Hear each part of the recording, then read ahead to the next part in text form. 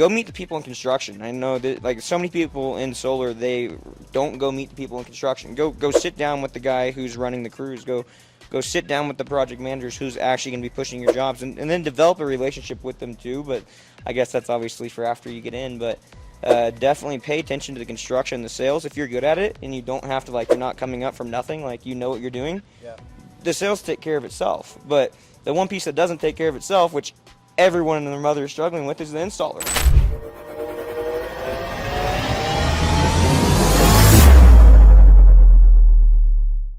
What's up and welcome back, Sales Talk with Solar Pros. Today, this is a freaking sick episode. We're here at a mansion here in Medellín, Colombia. I'm here with my man, Team Thorne. We did the last podcast together, right? Yes, sir. Yep. Josh, what's your last name, my man? Barlow. Josh Barlow.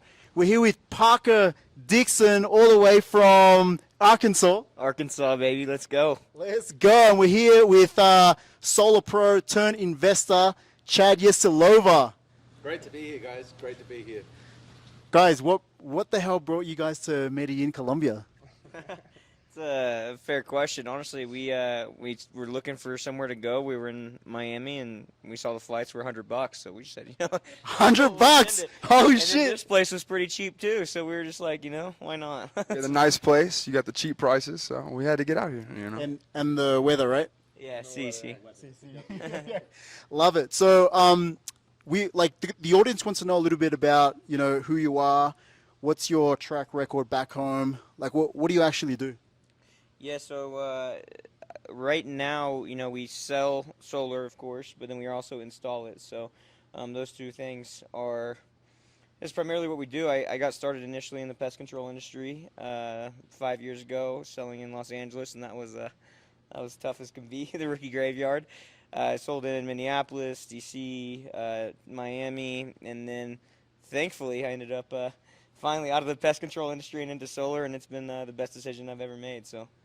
Crazy, man. And because I was watching your stories, and you guys literally just came from Vegas, right? Yeah. You gave away a Rolex. Yeah. Yeah. Tell us about that. Yeah. So this summer we did an incentive for our #1 setter, and out of the setter.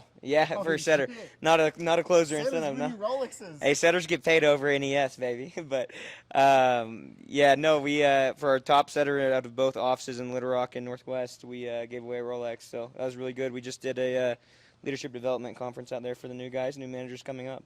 Yeah, awesome, man. What about you, Josh? You've, from what I remember, you've been in solar for the last 1 year. Couple of years, yeah. So my first summer, obviously, went through setting this past summer. We just finished up my first closing summer. So yeah, pretty fresh into it, but learned a lot in the past couple of years. So it's been the hardest good. thing. The hardest thing, man. I would just say, making the transition from setting to closing, it goes from like a part-time job to like a full-time job where you're having to self-correct and really just like teach yourself things along the way, and it's very complex. So I think just like making sure that I am doing everything I can do has been the biggest thing for sure. Hardest thing. Did you see Parker on like Instagram flashing the No, Rolex, so I've known Parker for a long time. And then I just heard about him getting everything going. We're from the same place. Yeah. So it kind of helped out. I reached out to him. I was like, hey, man, what is this about? He told me we met up at what was it? Feed and Folly. Feed and Folly, yeah, a little restaurant. Sounds like a love story. Yeah, it was. No, it's funny. Out. This guy, when he first met me, in Arkansas, door to door, no one's heard of it. It's not like it's big in other parts of the country, and everyone thinks it's a scam. Everyone thinks it's fake. And so when I initially talked to him about it, he told me, yeah, man, sounds good. And then for the next 3 months, not a peep. Didn't do one training, nothing to prepare for summer. Right. I feel like that's everyone, right? Yeah, right. Yeah. He came out of the woodworks right around March and was like, let's start training. But yeah, he was the #1 guy out of the office last year. But we didn't have the Rolex incentive then. So. Of course not. So what about this Rolex, man? Do you win that through an incentive, or was it a little gift? No, I had to spend the pretty pennies on this one myself, but. Yeah, man, it was well worth it, It's been a good summer. Love it, man. And I remember when I was chatting to Parker when he first got here, he's like, oh, man, should I wear the Rolex out to dinner? I'm like, all right, man, look, Medellín is a very, very special place, right? It will tease you with, the Porsches. You're gonna feel like super safe, but you don't want to be rocking a Rolex when you're down there in the city. No way. Yeah, definitely not. So you hit them in the safe, right? Yeah, keep it in the safe for sure. No, no papaya. No papaya. Yeah, he's learning. We read that online before showing up. Yeah. Now, Tim, you've been here for how long now? I've been here for the past like 6 months now, back and forth. I've been here 3 times this year, just back and forth. First time I came out here, I enjoyed it. When I came back, I was like, man, why am I not in Medellín? And I came back a second time, came back again to the States. I was like, I can't do this anymore. So I packed up all my stuff and I just sell solar virtually. Yep. Damn, man, because I said to Parker, Medellin is one of those places where you come for 3 days and you end up staying for 3 years. Sounds like you're on your way to 3 years. I pray so. I mean, wherever God takes me, bro. I mean, I've been selling solar virtually for the past year now. I got my first deal just from door to door, and then after that, a week later, got my my second deal from Facebook, and it was pretty dope. Facebook ads? Yep, Facebook ads. Yep, I ran it for a week, and my cost per lead was at like $5 a lead. Wow. And got my Everyone thinks that's really hard to do, man, run Facebook ads. Like, it did you is. teach yourself or? It can be hard, but you just have to just manage your campaigns and test different campaigns to see which one works for you and your county. And it just really just depends on where you're at, right? I mean, if you're in Medellín, sell in the places that you can sell in virtually. But if you're in, like, let's say you're doing door to door, right? Of course, running it in your county and just work in your backyard and close as many deals as you can, because it's an open field in solar, it's an open football field, Yeah. And look, I think where the industry's at, like we're at 2% penetration, right? There's ups, there's downs. Right now, there's a lot of installers going out of business, a lot of sales reps not getting paid by these installers going out of business. What's your opinion on the industry right now, where we're at, and where we're going in the short term? Oh, that's a question. I guess to say the least, I think it's definitely shifting to installer focused, and it's shifting towards the companies that are doing right by the customer 100%. I mean, just this last year, we've seen banks stop funding out M1 payments up front, so you've seen a lot of guys make less up front, and they get paid it all at install now. And then now the banks don't release funds till M3, so that's turning systems on. So you start to see some of these bigger names end up not paying out on time because simply the cash isn't there. So you're going to see a massive shift because of how these banks fund. I think probably within the next 6 months here, but I think it's very, very, it needs to be installer focused because there's just too much of the bad news bears installers running around right now.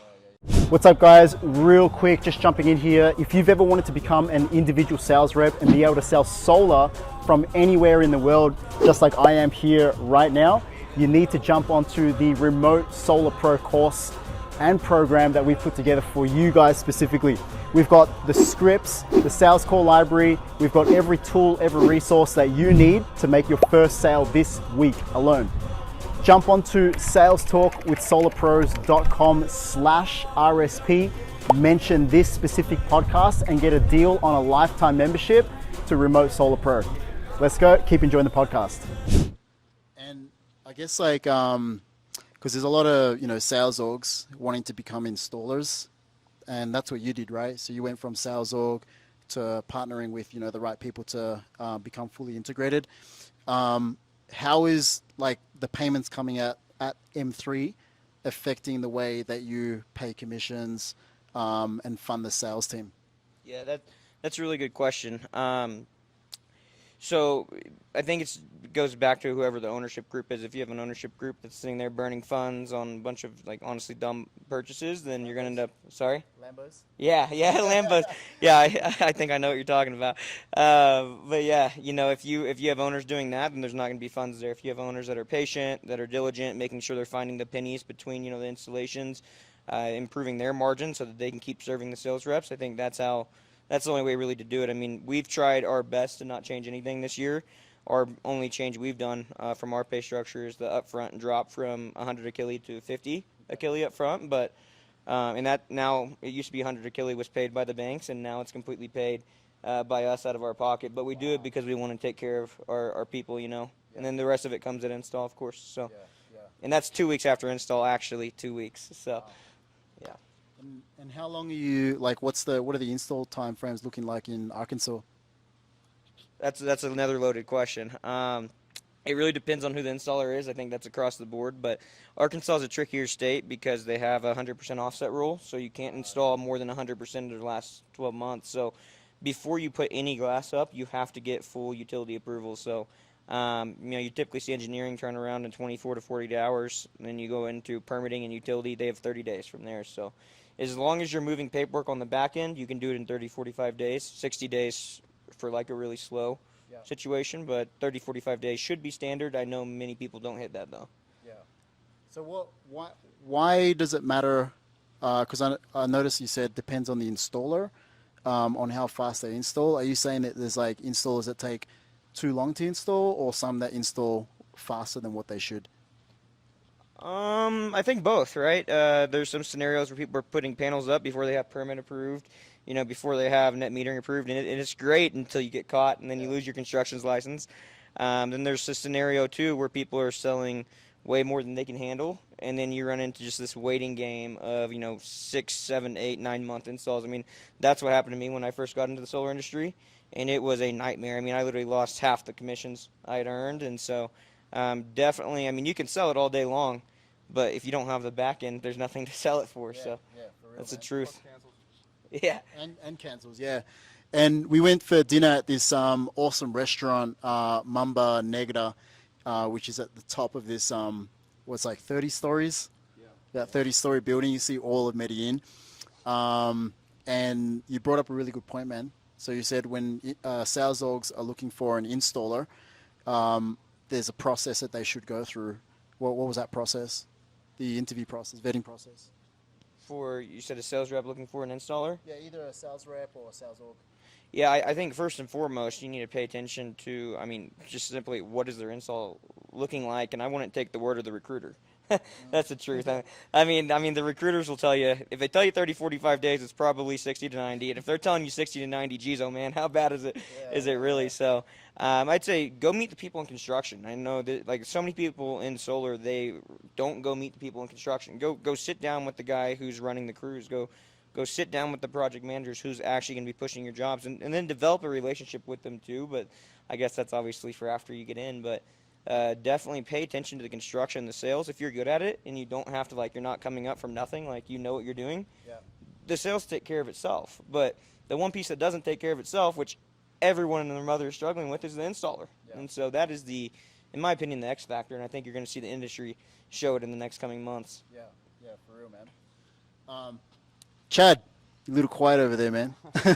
Tell us, because my boy Chad here is on a journey. So he was a solar pro, still is a solar pro. Give him an appointment, virtual, and he'll lock it down. We came up together in solar, but you've moved into raising money and putting that into property investment, all that good stuff. Tell us about that.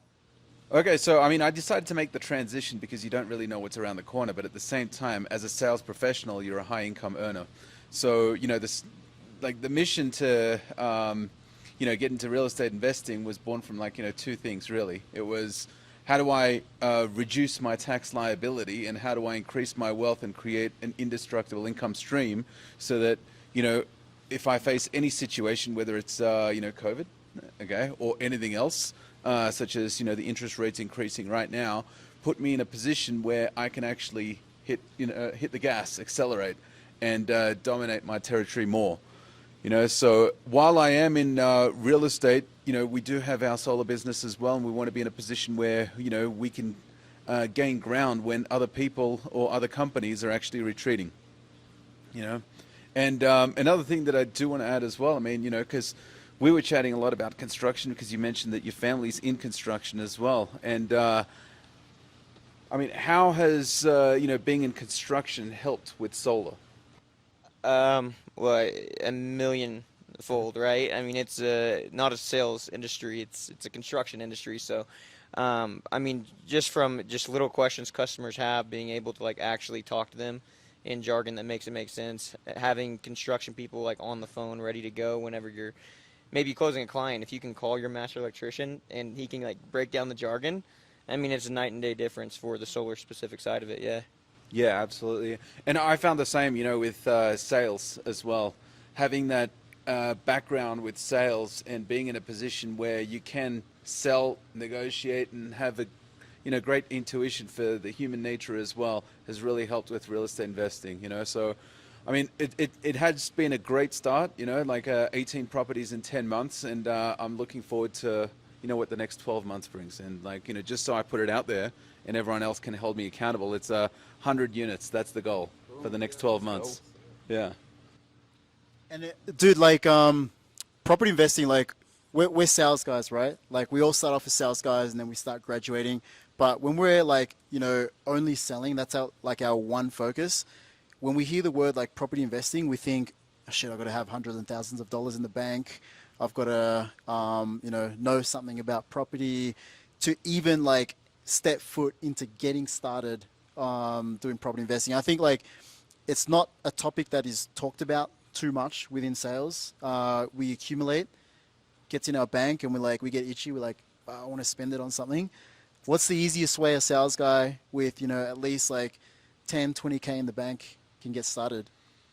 I was looking at the stats, and any number that I give right now is going to be a lie, but the figure is actually high. Okay, so for those people that are earning, the professionals that are earning more than six figures, $100,000 a year, the percentage of these people living paycheck to paycheck is actually quite high, right? And that's because as their income increases, so do their expenses, when they should actually be keeping their expenses low, and they should be investing in cash flowing assets, right? So that's incredibly important. And we're teaching homeowners to do this, right? Because we sit in front of homeowners and we're like, hey, why spend your money on expense when you can move it into an asset? And then we go off and then we spend money on the flashy stuff. Exactly. So, yeah. I mean, it boggles me, but look, I do understand. I mean, everyone wants to be able to enjoy their life. But if we think about some of the customers that we're serving as well, they could be 70, 80 years old, living paycheck to paycheck or on a fixed income, welfare, not earning much. And we can see how much they're actually struggling and how much each dollar can actually save them, help them. So many families failing credit as well.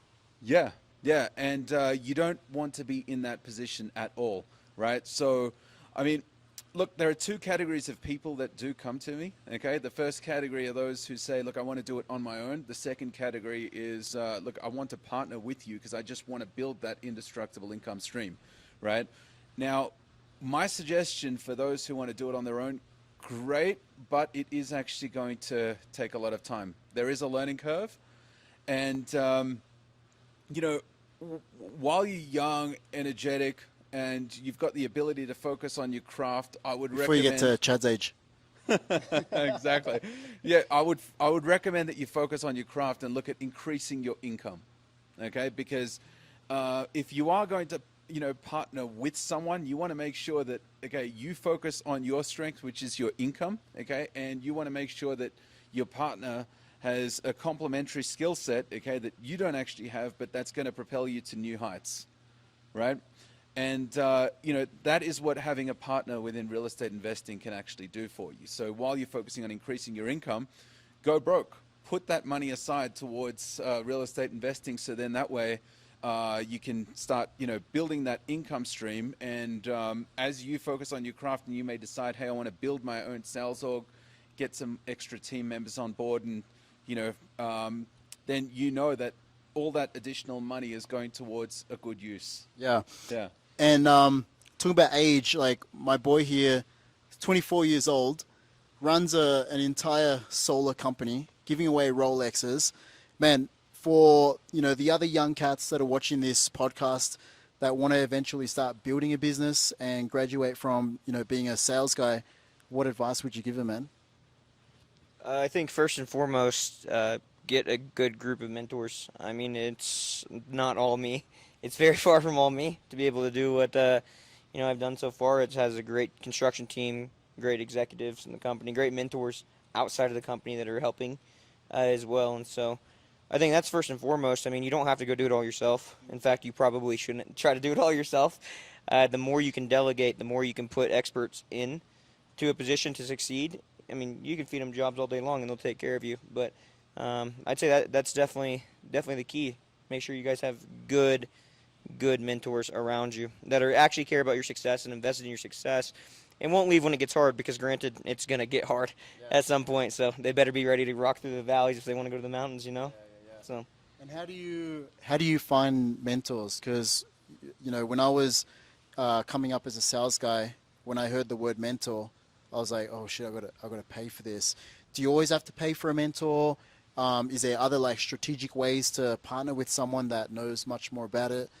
What would you recommend? Yeah, I mean, I didn't pay. I mean, granted, I was very blessed, the family situation. You know, my family owns the largest woman-owned commercial construction firm in the state of Arkansas, so Damn. not a bad not a bad segue to it, right? So honestly, I just was very blessed. But I think the biggest thing though, now with what I've learned, I know I could go duplicate and repeat it if I wanted to, because I know what I'm bringing to the table. So I think, you know, first and foremost, go find someone that you can, for a mentor, you can actually help. I mean, in the construction space, it's so funny talking to suppliers. There's normally like one of two things missing. Either you're really good at construction or you're really good at sales. But rarely ever are they like vertically integrated in the same company. Yeah. And so that creates like a unicorn type of scenario, as long as you're willing to stay within the growth rate. So yeah, I think just go find a really good contractor, honestly. Someone who has ambition, someone who's willing to work the extra crazy hours they're going to have to get it off the ground. And then as long as you're providing value to them, it should be a win. But, I mean, what I would say is don't look for the flashy item. Typically, if it's flashy, it's not very good. Yeah, You know? And what about you, Josh? Like, you obviously work with Parker.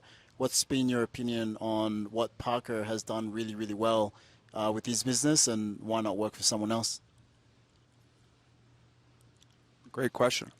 Better answer that last one. What? No, I'm just kidding. No, I mean, I think that this whole construction talk is like the whole idea of it.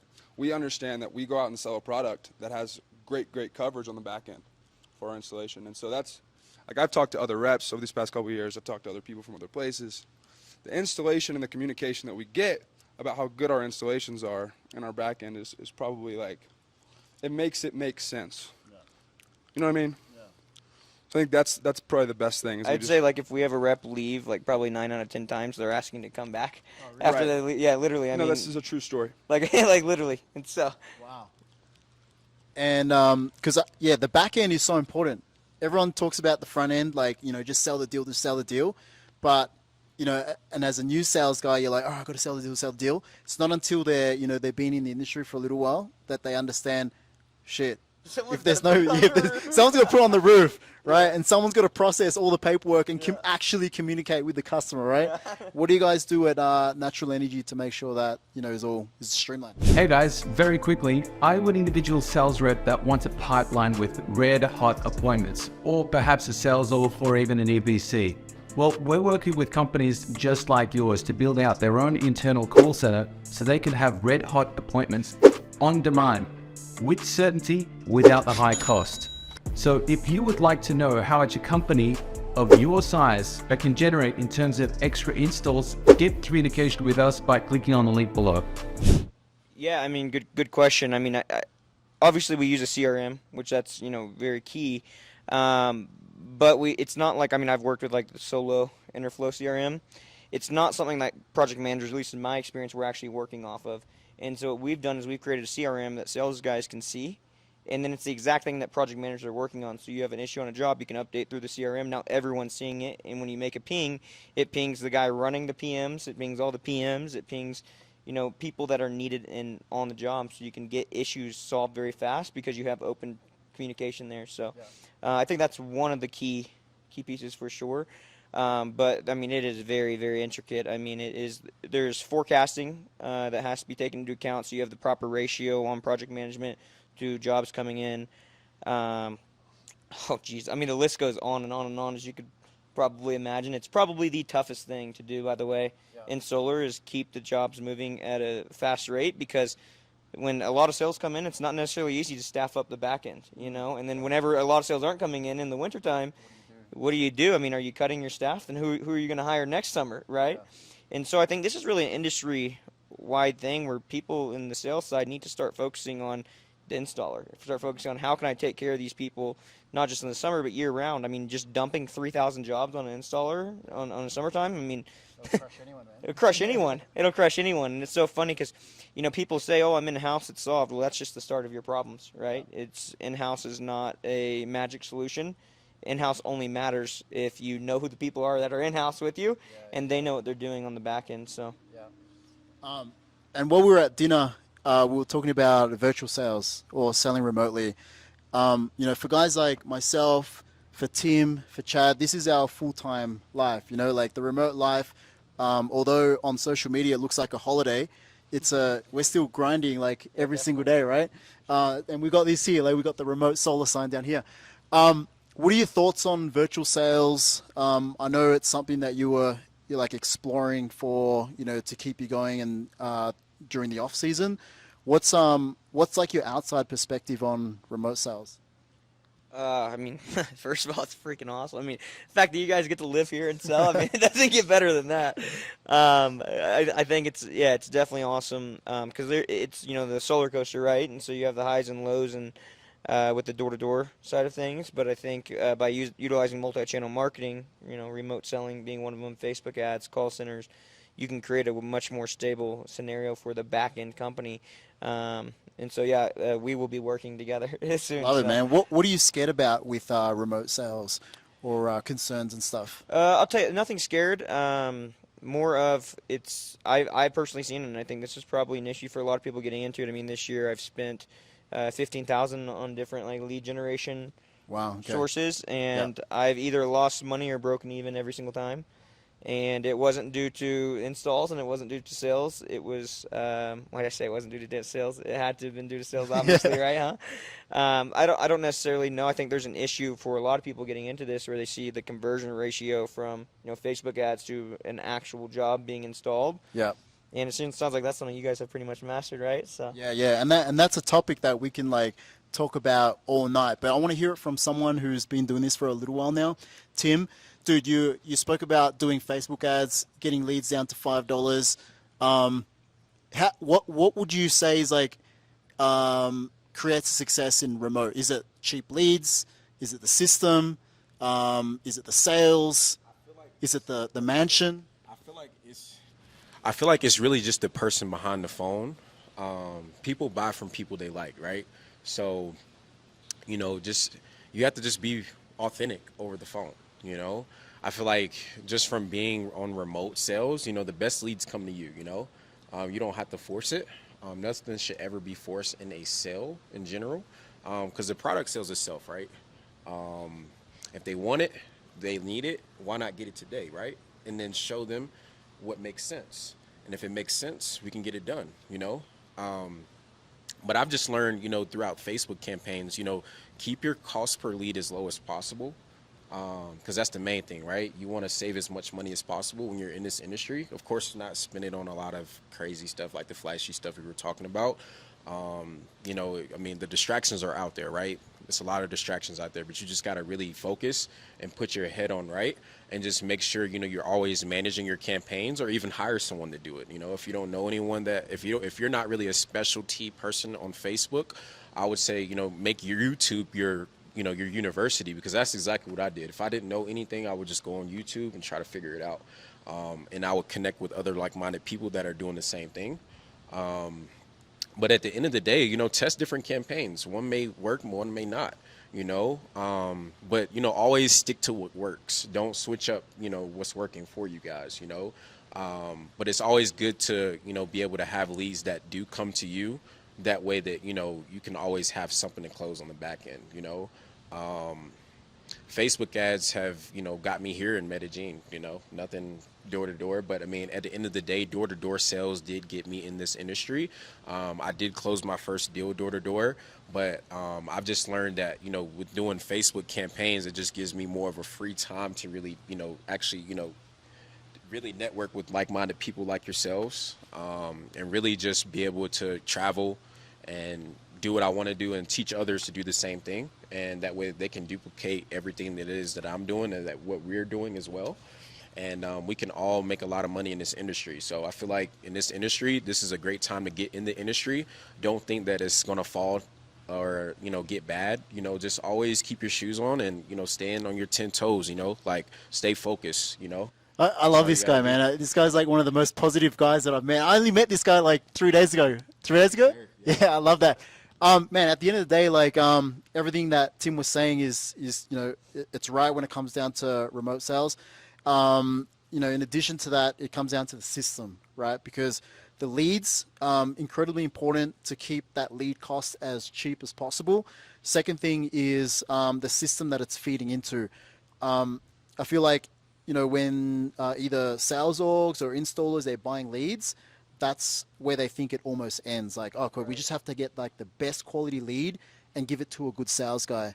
Realistically, like 80% of is missing, which is the CRM, the dialer system, the scripts, the automations, the triggers, the pipeline that it feeds through, because I'd say like 30 to 40% of the deals that will be closed remotely will be one call closes.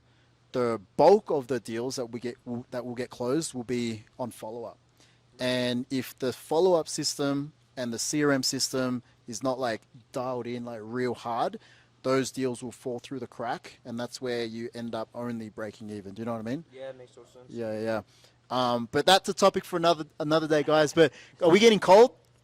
We're getting a little cold, right? Yeah. The sun's setting. The sun's setting. And we are really high up on the mountain. Awesome. So, Paca, I just want to say, dude, thanks for coming down to Medellín. I know, we only met online like 2 weeks ago, but, this is the beauty of, online social media. We get to meet awesome people. We're here. We're about to have dinner. We're going to have a good time. Josh, you too, man. Thanks for coming through. Thank you. This has also, opened up another opportunity to meet a guy like Tim. But yeah, to creating memories. Yeah, memories. Let's go. If you guys are coming to Medellín, get with my guy Carlos. It'll be worth it. And if you guys are going to Arkansas, get with my boy Paca. Guys, it's been awesome. Sales Talk with Solar Pros. I'll see you guys on the next episode. Let's roll.